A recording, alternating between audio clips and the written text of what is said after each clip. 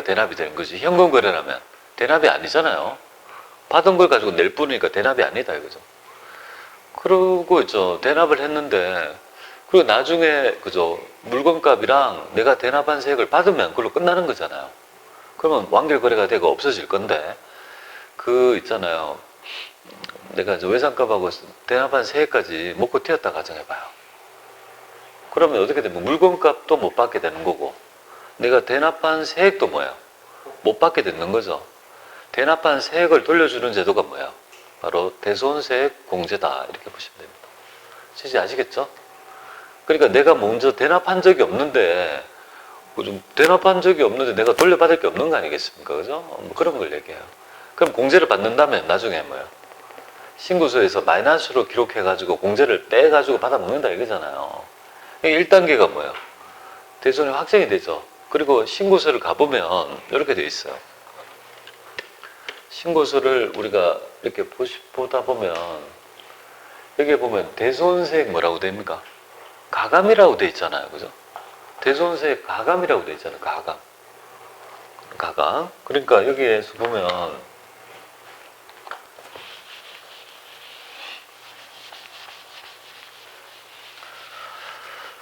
자, 볼게요. 대손세액은 가감이다. 이제 가감이다. 그럼 가감이란 말은 가산할 수도 있고 뭐야? 가산한다는 말은 대손세액 난 거를 가산한다는 말은 플러스 한다는 거고, 그죠? 차감한다는 거는 뺀다 이 말이잖아요. 근데 얘가 1순위예요. 얘가 먼저 나타날 수는 없는 거예요. 반드시 대손세액을 차감부터 먼저 나타나는 거예요. 요 차감이 바로 있죠. 내가 대납한 세액을 그저 돌려받는 제도가 대손세액 공제잖아요. 그러니까 얘가 먼저 대손세액 공제가 나타나는 거예요. 대손세액 공제가 나타나는 거예요. 자, 그러다가 내가 못 받는다고 공제를 받았는데 갑자기 그놈이 나타나서 주더라 이 말이에요. 돈을. 그러면 내가 지금 이제 받아 먹었는데 돈까지 세액까지 다 받았으니 그때는요 다시 내야 될 거 아니겠습니까? 그래서 이 순위가 대손세액을 회수한 거죠. 회수했으니까 돈을 그죠 추가적으로 내가 예전에 세액을 받았으니까 그걸 그죠 이제 납부를 해야 된다. 그게 바로 가감에 대한 정의다 이렇게 보면 돼요. 가감. 그러면 이게 대용조정이란 말이 뭐냐면요. 내가 받아 먹으니까 뭐예요? 내가 받아 먹으니까 대손세액 공제 받으니까 상대방이 만약에 죽어버리면 모르지만 있다면 상대방이 우리가 대손 났다고 상대방이 없는 거 아니에요. 있는 경우도 많죠. 부도 났다고 회사가 없어집니까? 있잖아요. 그러면 거기에 대용조정을 시키는 거예요. 전화해서 어떻게 합니까? 네가 받아 먹을 매입세액에서 뭡니까? 내가 받아 먹을 거니까 매출세액에서 차감해서 공제를 받을 거니까 너는 매입세액에서 뭡니까? 이거를 차감하면 매입세액 공제받는 걸 차감하면 어떻게 되죠? 그죠? 못 받아 먹는 거잖아요. 매입세액에서 빼버리면 결국은 얘는 매입세액을 공제를 못 받는 꼴 아닙니까? 그걸 대용조정을 시킨다고요. 절대 과세관청은 뭐예요? 그럼 모형적으로 보면 척은지집에서 돌려주는 게 아니잖아요. 상대방이 있으면 대용조정을 해서 얘를 매입세액 공제를 못 받게 해서 뭐예요? 그 금액만큼 이쪽에 그죠? 던져주는 꼴이잖아요. 대형조정에서 돈돈을 만드는 꼴이다 이거죠. 그러면 여러분들이 만약에 여기 있잖아요. 내가 매입자라고 가정해봐요. 매입자, 내가 나쁜 놈이 되는 거예요. 맞잖아요. 지금 대손이 나면 나는 매출자는 억울한 거고 매입자가 돈을 띵가먹은 거잖아요. 먹고 튄 거잖아요. 그러니까 얘가 나쁜 놈이 된 거잖아요. 그럼 내가 부도를 냈다고 가정해봐요. 그럼 대형조정 들어온다고요. 나 대손 들어온다면 전화가 온다고요. 대형조정 해달라고. 그러면 우리는 매입자 입장에서 어떻게 해야 되냐 이거죠. 그럼 여기 신고서에 여러분들 그죠 여기 보시면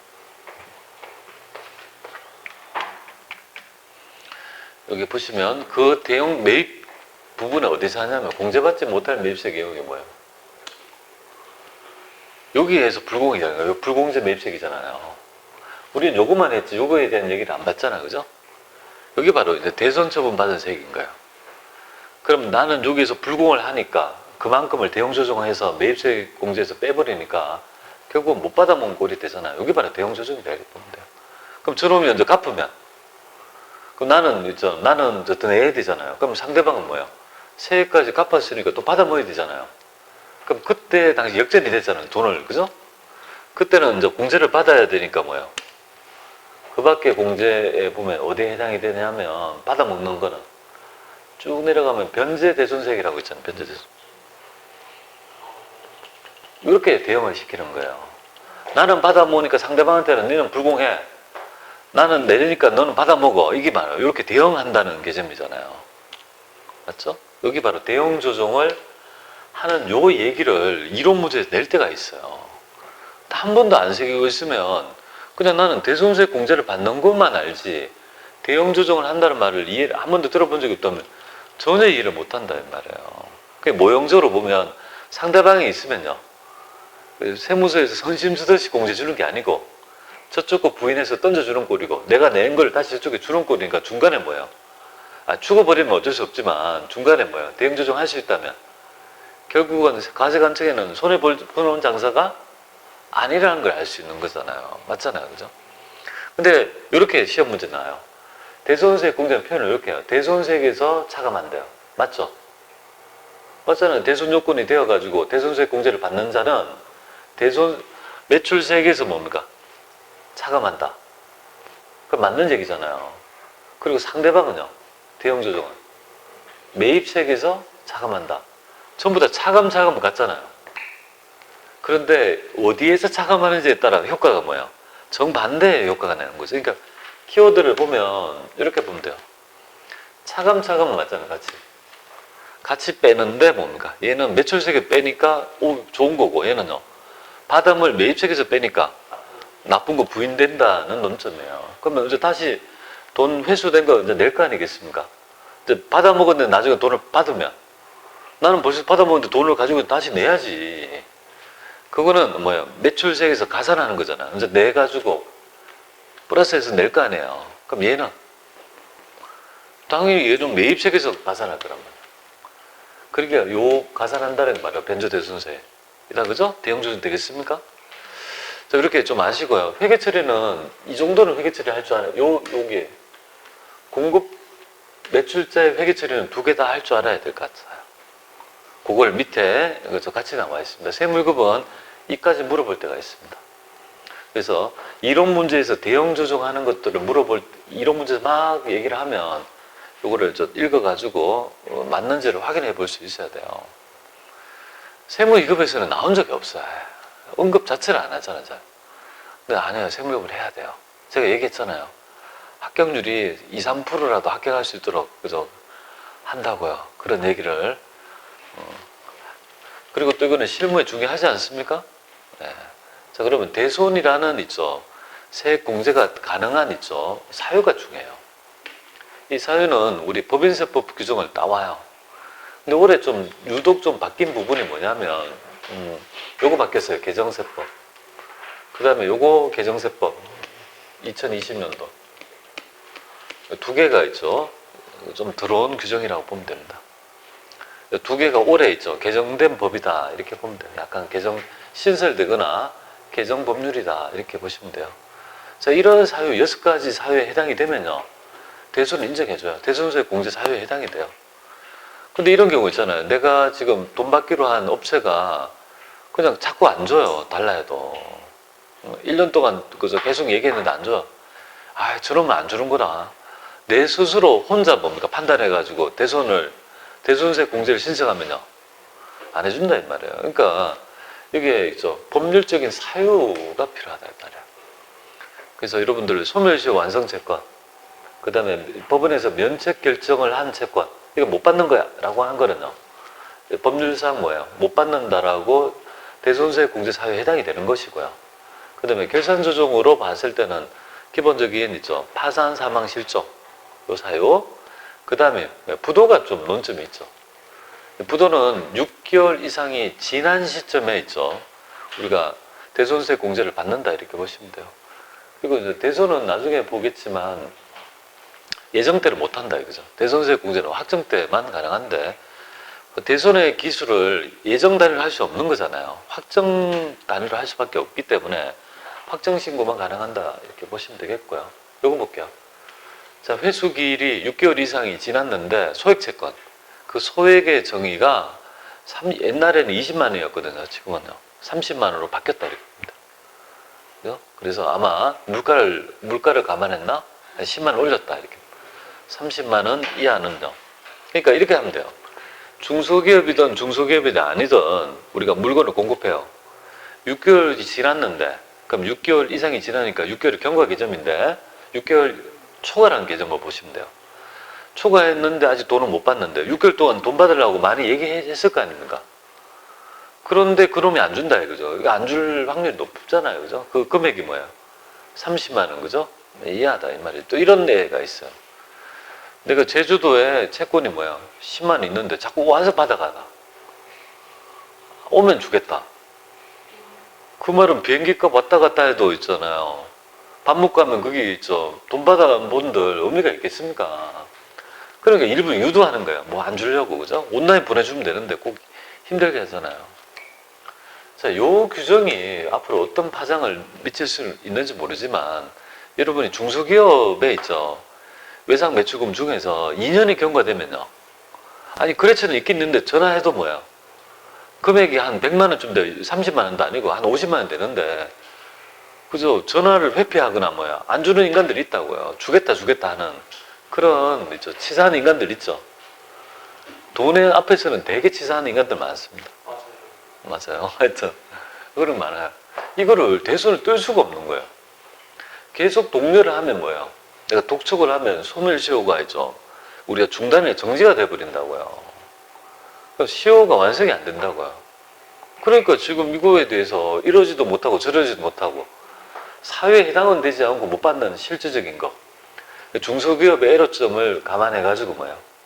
일단 기본이 뭐죠? 중소기업이어야 돼요. 그 다음에 내가 이제 채권이 몇 년인지 경과해야 돼요. 2년이 경과된 거는 이런 사회에 가리지 않고 뭐예요? 대손을 인정해 주겠다 이 말이에요. 그래서 중소기업은 조금 더 원활하게 그죠? 대손이나 대손세 공제를 받을 수 있도록 하기 위함이다 이렇게 보시면 돼요. 근데 과연 얼마나 할지는 모르지만 하여튼 요 규정이 새로 들어왔으니까 좀 알아주시면 좋을 것 같아요. 자, 대손은 회수불능 채권이다 그죠? 그래서 우리가 여기서 제가 이렇게 있네요. 과세거래에서 대납한 적이 있는 거래에서 발생한 채권을 의미한다. 그런데 아래에 대한 있죠. 이 네 가지 경우는 대손세 공제가 안 된다 이 말이에요. 이 네 가지 사유에 해당되는 채권은 대손세 공제가 되지 않는다 이렇게 보면 돼요. 마지막부터 할게요. 네 번째는 과세거래가 아닙니다. 돈 빌려줘가지고 못 받을 수 있는 거잖아요. 돈을 대여한 거면 과세거래가 아니죠. 여기에 해당이 됩니까? 아니, 내가 대납한 부가가치 세액을 돌려주는데 과세거래가 아닌 거는 돈 띄었다 해가지고 전혀 대손세 공제와 관계없는 거 아니겠습니까? 관계없는 거. 그 다음에 이제 부도 발생 이후 채권은 부도 났는데 채권이다. 그럼 부도 났는데 외상으로 물건을 거래했다 이 말이죠. 의도가 있지 않고는 이런 거 못한다. 부도 발생 이후 채권 안 돼요. 이런 건 대손세 공제 안 되고. 저당권 설정은요. 실제로 대손한 게 아니라고 보는 거야. 이 돈을 만약에 못 갚으면 저당권을 설정한 재산을 팔아가지고 내가 회수할 수 있기 때문에 이건 대손한 게 아니라고 보는 거예요. 저당권이 설정되어 있지 않아야 돼요. 그 다음에 세무일급에서 가장 많이 출제되는 게 바로 이거예요. 그죠? 공급일로부터 10년이 그죠? 경과된 그죠? 10년이 경과한 날이 속하는 확정신고 기간까지 경과한 채권은요. 이거는 해주지 않는데 얘가 5년이었어요. 근데 올해 10년은 늘어났어요. 그러니까 왜 이런 개념이 있냐면요. 여러분들 보시면 대손세 공제는 결산조정이거든요. 결산조정은 뭐냐면 요건이 안 되면 못 받아 먹어요. 근데 요건이 되면 공제 시기는 법인이 선택할 수 있어요. 꼭 그죠? 요건이 되는 시기에 받아 먹을 필요는 없는 거예요. 그러면 그죠? 내가 대손이 확정이 됐다면 그죠? 대손이 확정된 시점에 그죠? 그 시점 안 받아 먹고 그 이후 기간에 내가 선택할 수 있다는 거예요. 그럼 언제까지냐? 천년 만년 뭐예요? 이거를 유보할 수는 없는 거 아닙니까? 그래서 이제 그 기간을 명시를 했어요. 그래서 공제 시한을 어느 정도 제한하고 있어요. 그 기간이 5년이었거든요. 공급일로부터 5년이 속하는 확정신고 기간까지라고 명시되어 있었는데 올해 그죠 2020년도 법 개정에 따라 뭐예요? 이 10년이 그죠? 이 경과된 거 되니까 되게 자유롭게 할 수 있는 그런 길이 이제 모색이 됐다 이렇게 보시면 돼요. 이 대손세 공제 시기는요 확정 때만 안 돼요. 예정 때 안 되는데 되게 출제가 잘 돼요. 그렇기 때문에 예정 신고는 안 된다는 점을 꼭 좀 알아야 될까요? 안 되고 확정 때만 가능하다 이렇게 보시면 돼요. 자, 일단 여기까지 기본기를 좀 잡고 좀 세부적인 거는 조금만 쉬었다 할게요.